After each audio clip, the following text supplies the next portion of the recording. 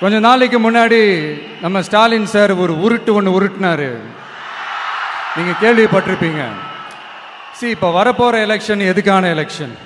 நம்ம சட்டமன்றம், தமிழ்நாடு சட்டசபைக்கான ஒரு தேர்தல் இல்லையா? இதே தமிழ்நாட்டுக்கும் டெல்லிக்குமான ஒரு எலெக்ஷன் அப்படின்னு சொல்கிறாங்க. இன்னும் கொஞ்சம் மேலே போய் தமிழ்நாட்டுக்கும் என்டிஏவுக்குமான ஒரு எலெக்ஷன் அப்படின்னு சொல்கிறாங்க.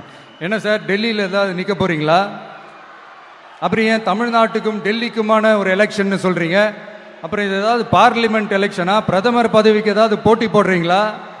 அப்புறம் ஏன் தமிழ்நாட்டுக்கும் என்டிஏவுக்குமான ஒரு எலெக்ஷன் சொல்றீங்க? எங்களுக்கு புரியலையே சார், இது என்ன லாஜிக்னு எங்களுக்கு புரியலையே.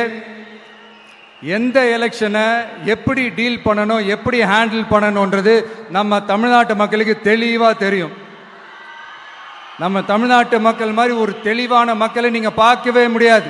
சூப்பர் கிளாரிட்டியோட சூப்பர் மக்கள் சார் நம்ம மக்கள்.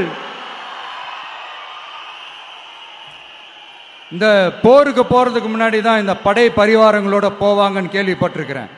ஆனா நீங்க என்னடானா இந்த ஒன்னுத்துக்கும் உதவாத இந்த பால் டப்பாவை உருட்டிக்கிட்டு இருக்கீங்களே சார். உண்மையிலே இந்த எலெக்ஷன் எதுக்கான எலெக்ஷன் சொல்லட்டுமா?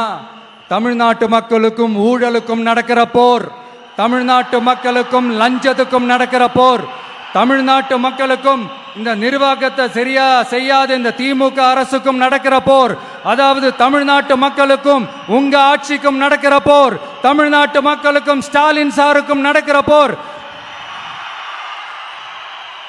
இன்னும் சுருக்கமா சொல்லணும்னா விஜய்க்கும் ஸ்டாலின் சாருக்கும் நடக்கிற போர். இதுக்கு நடுவுல இந்த என்டிஏ டெல்லி இதெல்லாம் என்ன லாஜிக்னே புரிய மாட்டேங்குது சார். தமிழ்நாடு தான் விஜய், இந்த விஜய் தான் தமிழ்நாடு. தூய சக்தி டிவிகேவுக்கும் தீய சக்தி டிஎம்கேவுக்கும் தான் இந்த போர்.